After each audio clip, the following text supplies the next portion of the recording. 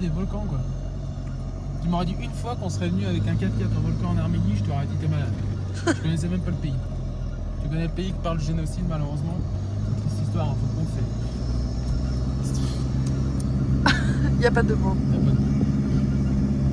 Toi quand on te dit que c'est vraiment une perle rare ce pays, c'est vraiment pas surcoté. C'est vraiment juste un pays de dingue, les gens sont incroyables, les paysages c'est des. Voilà. T'as l'impression d'être sur une autre planète, clairement.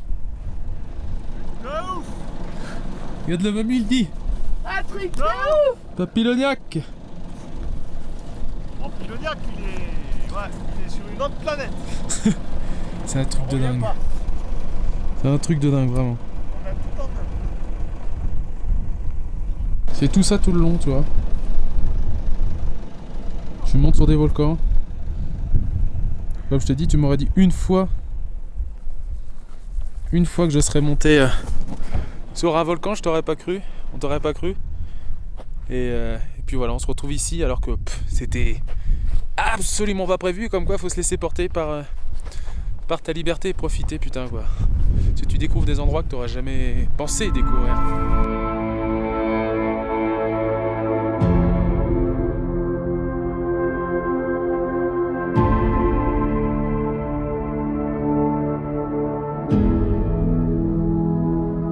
Rien autour de nous, à part une nature resplendissante. On se croirait sur une autre planète, avec seulement en guise de présence humaine, nous. On n'est qu'à quelques kilomètres depuis le bivouac où l'on a dormi la nuit dernière, mais on a l'impression que le décor change totalement en à peine ces quelques kilomètres. C'est tout de suite plus vert et sauvage. Des chevaux, des vautours et des aigles règnent autour de nous. L'Ajda Hak et ses 3600 mètres, et avec ses 500 autres volcans d'Arménie, n'est plus très loin à vol d'oiseau.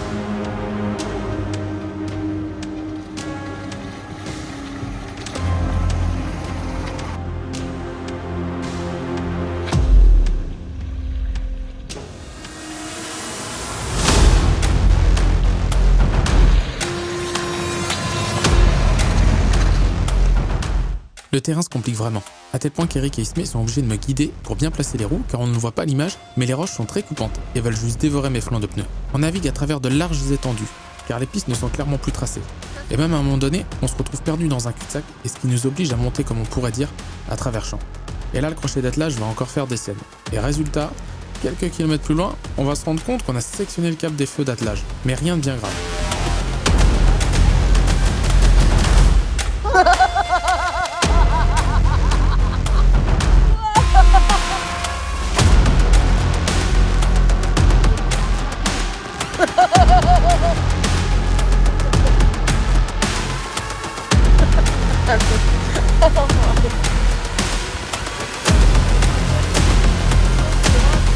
Et tu lâches pas le gaz.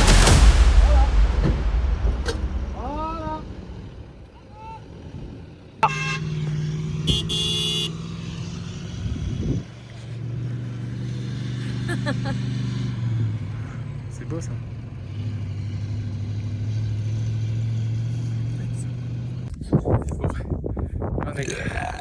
Tu disais quoi? On est avec le capitaine Léniac. Capitaine Léniac, ancien capitaine Cook, mangeur de sardines invétéré, qui a essayé de venir chercher du poisson dans les lacs géorgiens. Mais on a trouvé que dalle. Donc on essaye de monter au sommet du volcan, à 3003. Et puis voir si on trouve ou s'il faudra aller pêcher ailleurs. Parce qu'un pêcheur sachant pêcher, c'est mieux que deux ne sachant pas pêcher. En tout cas, il fait beau, il fait frais. Enfin, beau.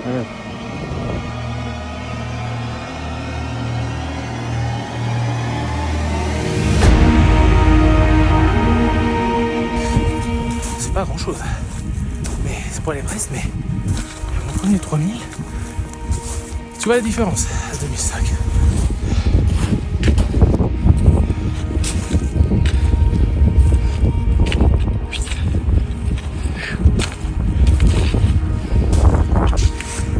C'est raide. Et en plus on croirait les petits pneus que tu mets dans le barbecue. Et voilà. On y est.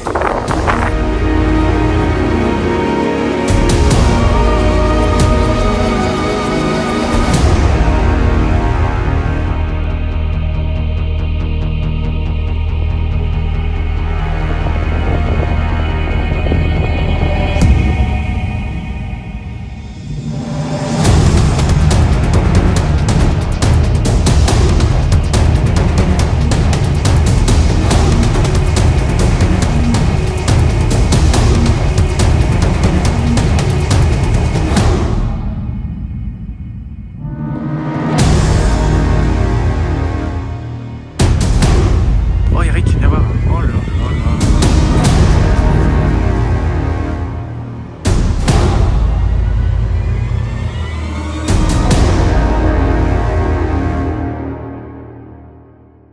Bon, maintenant c'est pas piche. Oh putain, il y a du vent. Pas piche chacha tradition. Chacha à 3000. Alors là, le chachi ailleurs, il n'y a qu'à voir la gueule de la bouteille. Elle est bien remplie. Et puis, bah, elle est vide. Il n'y a plus de pétrole dedans, mais on va y aller. Hein.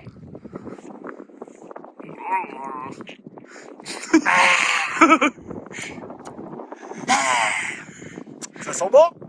Dis-moi, ça sent bon? Dis-moi, un petit coup. Allez.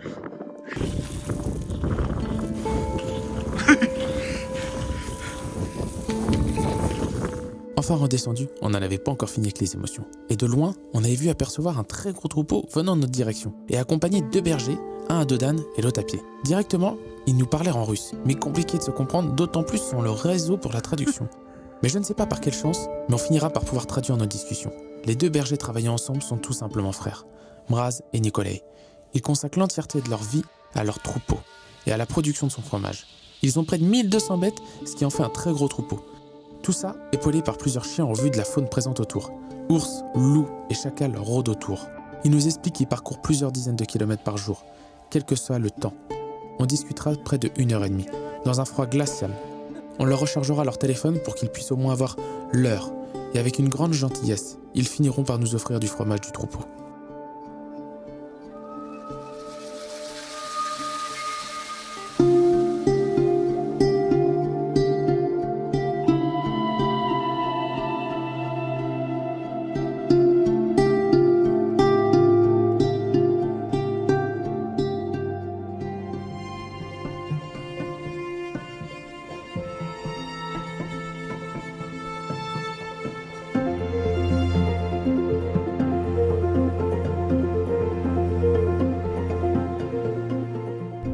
Là, on est sur une autre planète. Voilà, C'est fou.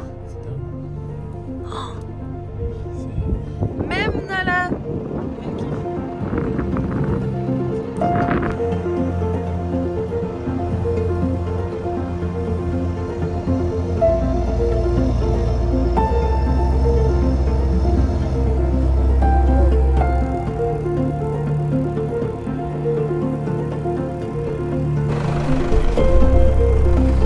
Pour nous ça continue, du coup on va aller à Sévan faire des provisions. Et tu peux le voir, c'est juste là-bas.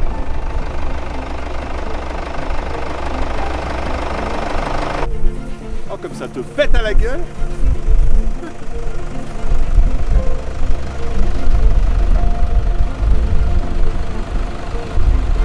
Du coup tu vois on devait aller à Ajdalak en face. En fait le problème c'est que par chemin pédestre. Et on a surtout plus aucune Provision, on n'a plus rien à bouffer, c'est fini. Donc du coup, on va, comme je t'ai dit, à Sévan, juste en face, pour refaire le stock, quoi. Première fois qu'on se retrouve avec une galère comme ça, genre de... Plus aucune bouffe, on a mal géré notre coup, avec Eric, on a acheté que des gâteaux apéro. Et bah du coup, ça nous a réussi. Faut pas les envoyer aux courses, les Non, gars, non. c'est une cata. Du coup, là on y retourne, mais ce coup-ci, on va pas faire de conneries, je te le dis, on va tout acheter, tout ce qu'il faut. T'es d'accord que c'est beau, là, hein? C'est magnifique.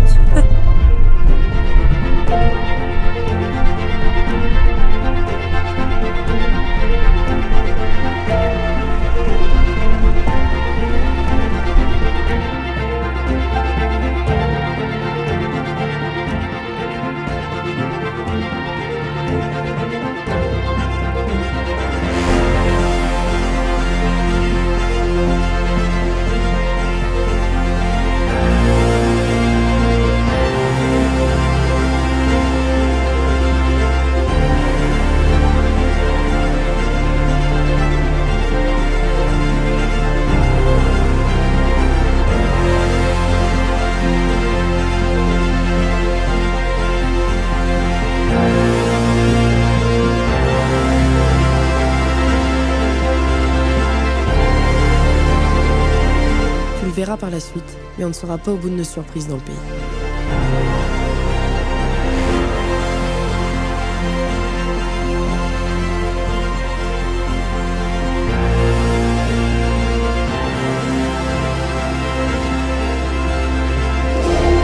N'hésite pas à nous soutenir en t'abonnant et en aimant les vidéos, ça peut que nous aider.